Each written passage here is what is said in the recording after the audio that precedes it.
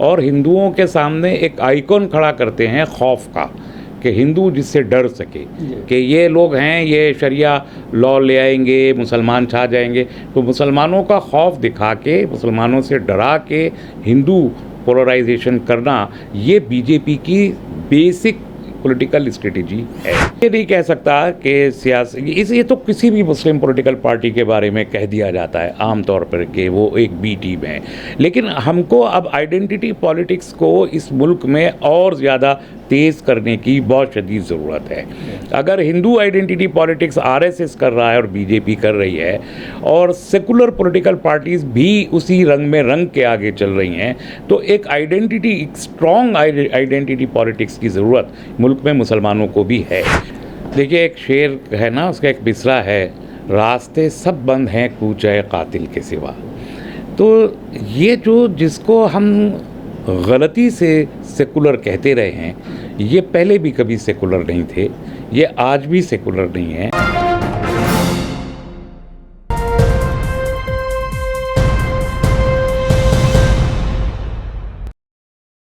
2022 में उत्तर प्रदेश इलेक्शन है और उसको लेकर सियासी सरगर्मियां काफ़ी तेज़ हो गई हैं। अभी जिस तरह से बयानबाजी शुरू हुई है, और ख़ास तौर से मुस्लिम पॉलिटिक्स पर हम बात करेंगे, हमारे साथ तस्लीम रहमानी साहब एसडीपीआई के सेक्रेटरी हैं, उनसे हम इस पूरे मुद्दे पर बात करेंगे। अभी जिस तरह से ओवैसी का एक वीडियो वायरल किया गया जिसमें उन्होंने ये कहा कि वो दोबारा मुख्यमंत्री नहीं बनने देंगे योगी आदित्यनाथ को, और उसके बाद योगी आदित्यनाथ ने जो जवाब दिया और ओवैसी जी कह करके उनको मुखातिब हुए और ये कहा कि हम तैयार हैं, उनके चैलेंज को एक्सेप्ट करते हैं। इसी पूरे मामले को लेकर हम बात करेंगे। तस्लीम रहमान साहब, किस तरह से इस दोनों बयानों को किस तरह से आप देखते हैं? देखिए, एक बात तो बिल्कुल वाज़ेह है कि भारतीय जनता पार्टी इक़्तिदार में कभी नहीं आ सकती जब तक कि वो पोलराइजिंग पॉलिटिक्स ना करे। उसे हिंदू मुस्लिम में पोलराइजेशन करके ही वो इक़्तिदार में आई है। आप देख रहे हैं कि 1990 में बाबरी मस्जिद का मूवमेंट खड़ा करके उन्होंने सेंट्रल गवर्नमेंट हथियाई है 30 साल में। तो उनकी पूरी पॉलिटिक्स पूरे मुल्क में, हर रियासत में उनको सूट करता है जब वो हिंदू वोट को पोलराइज करते हैं और हिंदुओं के सामने एक आइकॉन खड़ा करते हैं खौफ का, कि हिंदू जिससे डर सके कि ये लोग हैं, ये शरिया लॉ ले आएंगे, मुसलमान छा जाएंगे। तो मुसलमानों का खौफ दिखा के, मुसलमानों से डरा के हिंदू पोलराइजेशन करना, ये बीजेपी की बेसिक पॉलिटिकल स्ट्रेटेजी है। ये जितने टेलीविज़न के मुबाहिसे हैं या जो भी इनकी बयानबाजियाँ हैं, वो सिर्फ इसलिए होती हैं कि वो हिंदुओं को डरा सकें। 2050 तक मुसलमानों की अक्सरियत हो जाएगी, शरिया लॉ आ जाएगा, इस तरीके की बातें करते हैं। ऐसे में जब कोई मुस्लिम लीडर ये कहता है कि हम योगी को नहीं आने देंगे, तो इसका वही पोलराइजिंग इम्पैक्ट होता है जो जिससे बीजेपी को, जो चाहती है बीजेपी पोलराइज करना, उसमें उससे मदद मिलती है। एक ज़माने में जब अहमद बुखारी साहब या अब्दुल्ला बुखारी साहब का बयान आया करता था तो उसका वही इफ़ेक्ट होता था। मुसलमान उससे मुत्तहिद नहीं होता था, लेकिन गैर मुस्लिम को उस बयान से डरा के पोलराइज़ किया जाता था। 2002 में गुजरात में जो दंगे हुए, उसके बाद जब बहुत साइलेंट कैंपेनिंग हो रही थी, उस वक्त में अहमदाबाद की जामा मस्जिद के इमाम का एक बयान अखबारात में छपवाया गया, वो पूरे हिंदू इलाकों में। तो ये एक जो पोलराइजिंग इम्पैक्ट होता है। तो मैंने इस पर यह भी कहा कि अगर Samajwadi party, BSP, Congress, RLD, इस टाइप के किसी लीडर ने ये बयान दिया होता कि हम योगी को नहीं आने देंगे, चैलेंज किया होता, तो योगी शायद उसका नोटिस भी ना लेते। लेकिन जब अवैसी साहब कहते हैं या कोई भी मुस्लिम बड़ा फेस ये बयान देगा, तो वो सूट करता है उनको, और इसलिए योगी ने उनको रिस्पॉन्ड किया अवैसी साहब कह के। वरना वो अगर ये बात अखिलेश कहता तो ये बात समझी जा सकती थी। अखिलेश ये चैलेंज दे सकते हैं। क्या मानते हैं कि सियासी बसीरत नहीं है ओवैसी को? एक मुद्दा दे दिया उनको। ये तो कहना मुश्किल है कि उन्हें सियासी बसीरत नहीं है। बहरहाल वो एक कई टर्म से मेंबर पार्लियामेंट हैं, वो एक बैरिस्टर हैं, वो एक पढ़े लिखे इंसान हैं, सियासत में हैं, मेन स्ट्रीम पॉलिटिक्स में हैं। तो ये नहीं कह सकते कि उनको सियासी बसीरत नहीं है। उन्हें पूरे तौर पर बसीरत सियासत की हासिल है। लेकिन तो क्या जानबूझ करके बोला है नोरा कुश्ती हो रही है? मुझे मालूम नहीं, मैं इस सिलसिले में कुछ कह नहीं सकता, लेकिन मैं ये समझता हूँ कि ये बयान उनका क़ब्ल अज़ वक्त था और इसकी कोई ज़रूरत नहीं थी। ये बयान कोई और देता तो शायद ज़्यादा मुनासिब हो। जब इस तरह के बयानात आते हैं तो एक सियासी हलक़े में, ख़ासतौर से मुस्लिम के एक हलक़े में ये बात शुरू हो जाती है कि बीजेपी और आरएसएस की बी टीम है। मैं ये नहीं कह सकता कि सियासी, ये तो किसी भी मुस्लिम पॉलिटिकल पार्टी के बारे में कह दिया जाता है आम तौर पर कि वो एक बी टीम है। लेकिन हमको अब आइडेंटिटी पॉलिटिक्स को इस मुल्क में और ज़्यादा तेज़ करने की बहुत शदीद ज़रूरत है। अगर हिंदू आइडेंटिटी पॉलिटिक्स आरएसएस कर रहा है और बीजेपी कर रही है, और सेकुलर पॉलिटिकल पार्टीज़ भी उसी रंग में रंग के आगे चल रही हैं, तो एक स्ट्रॉन्ग आइडेंटिटी पॉलिटिक्स की ज़रूरत मुल्क में मुसलमानों को भी है। और वो जब भी खड़ी होगी उसको ये इल्ज़ाम दिया जाएगा। हिस्सेदारी की बात की जा रही है, आपकी पार्टी भी ये बात करती है कि मुसलमानों को सियासी तौर पर हिस्सेदारी चाहिए। कब तक इन सियासी पार्टियों के पिछलग्गू बने रहेंगे? कब तक इनको सदन में पहुंचाते रहेंगे, मुख्यमंत्री और मंत्री बनाते रहेंगे? मुसलमानों की अपनी जब तक आइडेंटिटी नहीं होगी सियासी तौर पर, तब तक मुस्लिम तबका नहीं उभर पाएगा। किस तरह से? देखिए, इक़्तिदार में रहना हर तबके की ज़रूरत होती है। आप देखिए, छोटे छोटे से ग्रुप हैं, वो अभी अनुप्रिया पटेल आ रही हैं, राजभर आ रहे हैं, कुर्मी आ रहे हैं, ये बहुत छोटे छोटे से ग्रुप हैं, निषाद हैं ये, और इनकी जो इन्होंने अपने पॉलिटिकल ग्रुप बना के वो हिस्सेदारी हासिल की है। और इक़्तिदार में हिस्सा लिए बग़ैर, जब तक आप इक़्तिदार में शरीक नहीं होते, आप अपने डेवलपमेंट की बात सोच नहीं सकते, इम्प्लीमेंट नहीं कर सकते, अपनी आइडियोलॉजी को इम्प्लीमेंट नहीं कर सकते। हम ये देखते हैं कि सदर अव्वल में नबी करीम सल्लल्लाहु अलैहि वसल्लम की जो अपनी सियासत है, उसमें भी सिर्फ 13 साल के अरसे में आप मदीना तशरीफ़ लाते हैं, तो यहूदियों के साथ आप मुआहदे करके इक़्तिदार में शरीक होते हैं, और तब आप जब मुक़्तदिर हो जाते हैं तो इस्लाम का इम्प्लीमेंटेशन होता है। तो आप ख़ुद को इक़्तिदार से आइसोलेट बहुत लंबे अरसे तक रख नहीं सकते। और एसिमिलेटिव पॉलिटिक्स, जो आप जब एसिमिलेट हो जाते हैं सेकुलरिज्म या सोशलिज्म के नाम पे, ख़ुद को डुबो देते हैं किसी में, तो फिर आपका न तो हिस्सा बाकी रहता है, ना आपकी शनाख्त बाकी रहती है, और आप पर होने वाले जुल्म और डिस्क्रिमिनेशन के रास्ते आसानी से खुल जाते हैं।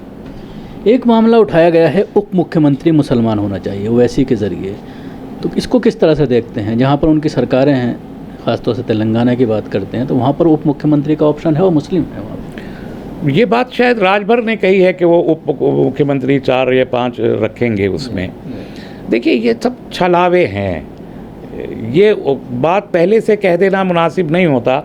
आप जब उस दिन ज़मीन पे कोशिश करके और आप वो हिस्सा हासिल कर लें कि आप उप मुख्यमंत्री या मुख्यमंत्री बनने के लायक हो जाएं, तब तो ये बात कहना मुनासिब होता है। लेकिन जब आप पहले से कहते हैं तो इसका मतलब ये होता है आप सीरियस नहीं हैं उसमें। जैसे मैं आपको याद दिलाऊं कि रामविलास पासवान ने एक ज़माने में कहा कि बिहार में हम मुख्यमंत्री मुसलमान को बनाएंगे। अब रामविलास पासवान खुद मुख्यमंत्री नहीं बन पा रहे, बनने का कोई इम्कान उस वक्त भी नहीं था, और वो कह रहे हैं कि मुसलमान को बनाएंगे। तो आप खाली एक मुस्लिम वोट को कैप्चर करने के लिए एक नारा लगा रहे हैं, उससे ज़्यादा कोई सीरियसनेस उसमें नहीं होती।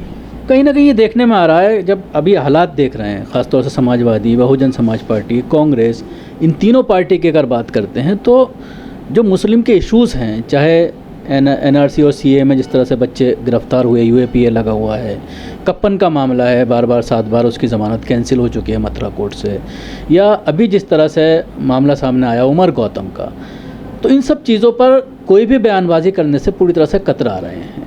कहीं ना कहीं ये मैसेज देने की कोशिश की जा रही है कि ये भी कहीं ना कहीं हिंदू वोट बैंक को नाराज़ नहीं करना चाहते। देखिए, एक शेर है ना, उसका एक मिसरा है, रास्ते सब बंद हैं कूचे कातिल के सिवा।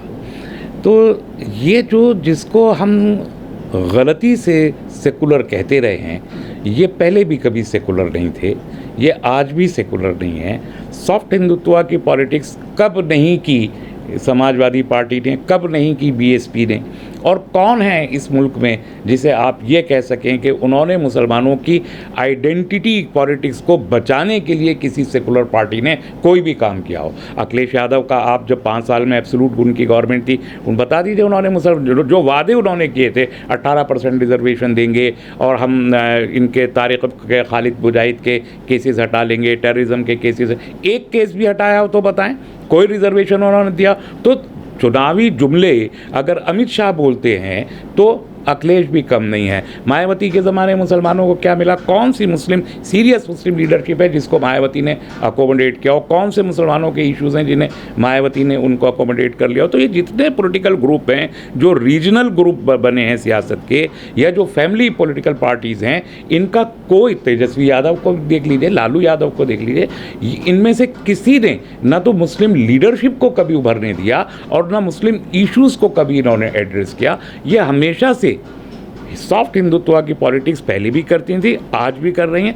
आज और ज़्यादा मुखर होके, बहुत वाज़े मुबरन होके वो हिंदू पॉलिटिक्स करने पे मजबूर हैं, और मुस्लिम वोट, मुसलमान मार्जिनलाइज्ड है, हाशिए पे खड़ा है। हाशिए पर मुसलमान खड़ा है। ख़ासतौर से सियासी लीडरशिप की अगर हम बात करें मुसलमानों की, वो भी कहीं ना कहीं हाशिए पे खड़ा है। आज वो वैल्यू पार्टी में उनकी नहीं है जो होनी चाहिए थी। और अखिलेश, एक तरह से जो सर्वे आ रहे हैं, दिखाया जा रहा है कि अखिलेश जीत रहे हैं, सरकार बना रहे हैं।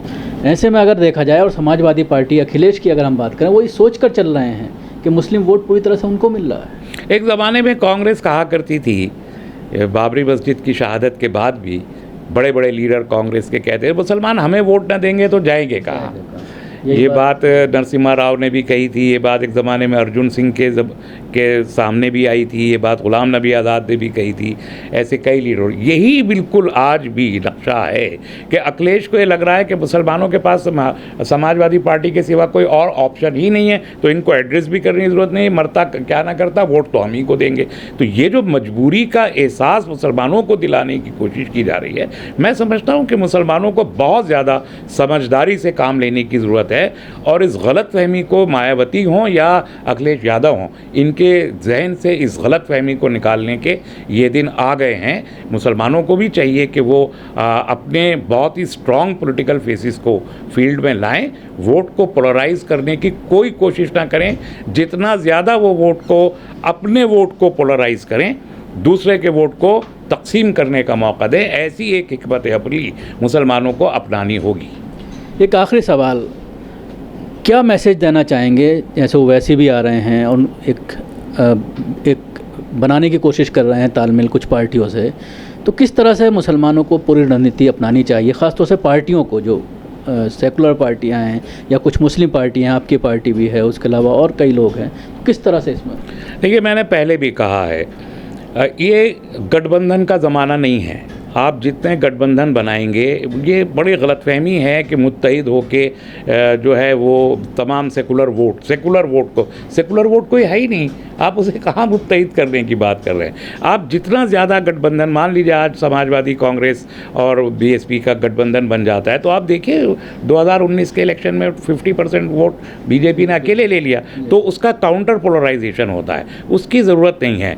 आप सिर्फ ये मुसलमानों के कुछ प्रेशर ग्रुप्स की जिम्मेदारी है कि वो कॉन्स्टिट्यूंसी टू कॉन्स्टिट्यूंसी बहुत समझदारी के साथ 400 सीट का नक्शा सामने रख के एक एक सीट को इवेलुएट करके मुसलमानों को ये बताएं कि किस सीट पे किस पॉलिटिकल पार्टी को, समाजवादी को भी कहीं जिताइए, बीएसपी को भी कहीं जिताना है, मुस्लिम पार्टियों को भी कहीं जिताना है, लेकिन मुस्लिम पार्टियों के भी कोई इत्तेहाद नहीं बनना चाहिए। वो इत्तेहाद एक साइलेंट अंडरस्टैंडिंग के साथ, जिस सीट पर एक पार्टी खड़ी है वहाँ दूसरी पार्टी खड़ी ना हो, बस यही इत्तेहाद है। शुक्रिया तस्लीम रहमानी साहब। उत्तर प्रदेश की पॉलिटिक्स पर, उत्तर प्रदेश की सियासत और मुसलमानों को क्या करना चाहिए और मुसलमान क्यों हाशिए पर पहुंचा है, इन सब चीज़ों पर आपने अपनी राय दी। दिल्ली से कैमरा पर्सन फैजी के साथ न्यूज़ मैक्स के लिए शकील अहमद। सभी अहम खबरों के लिए न्यूज़ MX को सब्सक्राइब करें, साथ ही बेल आइकॉन को जरूर दबाएं। लाइक, शेयर, कमेंट करना ना भूलें।